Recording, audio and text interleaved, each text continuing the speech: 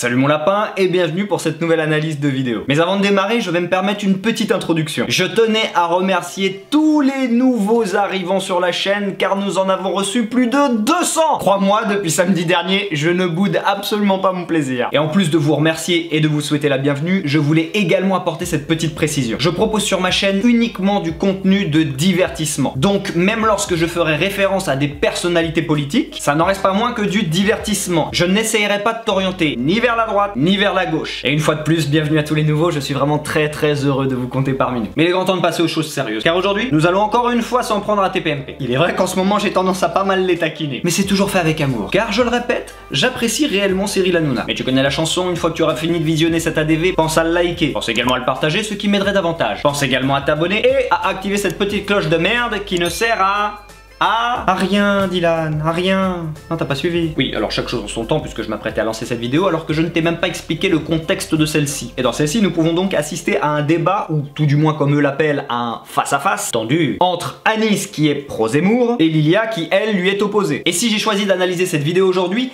eh bien c'est pour te prouver une chose. J'estime que Cyril Hanouna, ses chroniqueurs, l'émission, voire même toute la production, sont de gauche, et ont donc tendance à favoriser les gens et les sujets de gauche. Mais attention, je ne dis pas que c'est bien, je ne dis pas que c'est mal. Je me contente uniquement de mettre ça en lumière, et de te le faire remarquer si tu n'y avais pas prêté attention.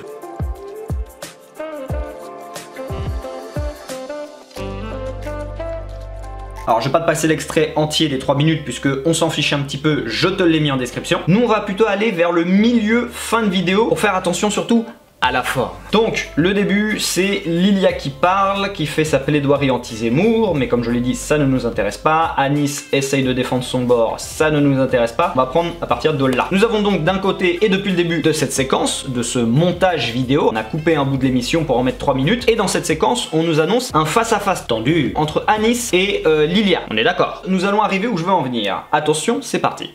Par ça, tu as vu en moi un voile et une femme musulmane. C'est tout ce que tu as vu. Mais je suis une Française et j'ai un cerveau, n'en déplaise à certains. Il y en a qui n'ont pas encore intégré ça dans leur tête. Mais je suis une Française et je réfléchis avec les valeurs françaises. Et c'est pour les valeurs françaises.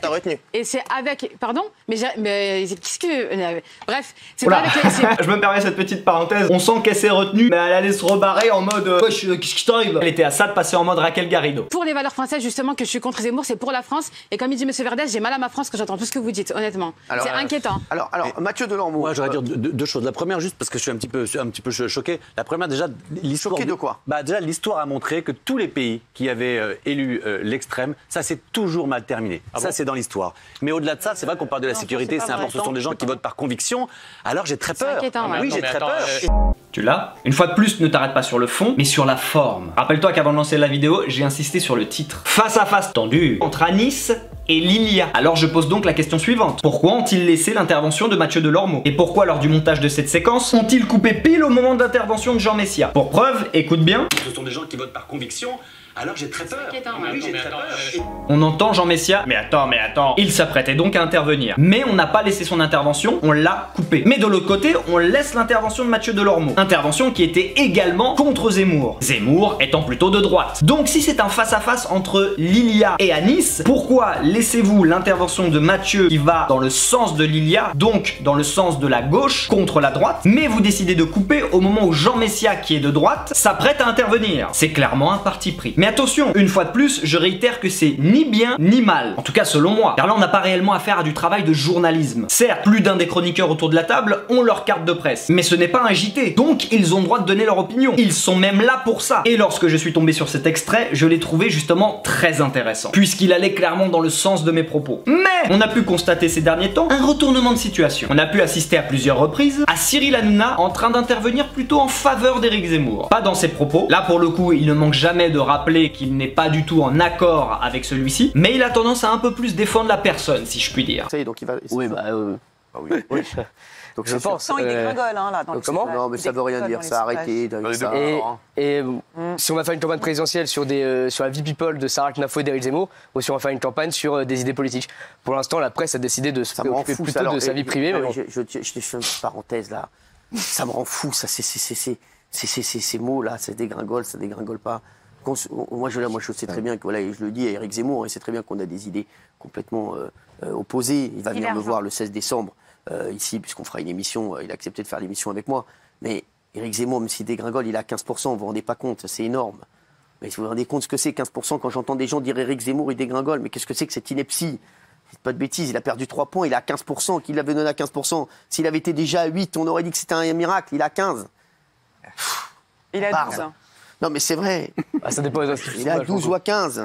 Arrêtez, même à 12, c'est énorme. Il y a plein de candidats qui rêveraient bien sûr, il est au-dessus de Mélenchon. Et vu que je suis une personne pleine de panache, j'ai donc 2 théories à te présenter qui pourraient expliquer ce retournement de situation. La première est la suivante. Éric Zemmour ayant de fortes chances de devenir le prochain président, la production ainsi que Cyril Hanouna ont fait le prout. Ça commence à claquer du fessier. N'essayerait-on pas de se faire bien voir afin de ne pas se faire taper sur les doigts si celui-ci venait à devenir président? La deuxième théorie, qui peut aller de pair avec la première, en plus de tâcher leur culotte, peut-être que la production ainsi que Cyril Hanouna tenait très fortement à recevoir Éric Zemmour sur C8. Car comme on le sait, et comme Cyril Hanouna lui-même a pu le faire remarquer à maintes reprises, là où passe Éric Zemmour, l'audimat explose. Donc quoi de mieux pour finir l'année que d'avoir Éric Zemmour dans l'émission Face à Baba? Ces 2 théories pourraient donc expliquer pourquoi ce retournement de situation ces derniers temps. Mais attention, encore une fois, tout ça n'est que mon avis, ça n'engage que moi. C'est tout pour moi, j'espère que cette petite vidéo t'aura plu, j'en suis sûr parce que tout ce que je fais est génial. Je t'invite à la liker, à la partager, à t'abonner, à activer la cloche, à mettre un commentaire.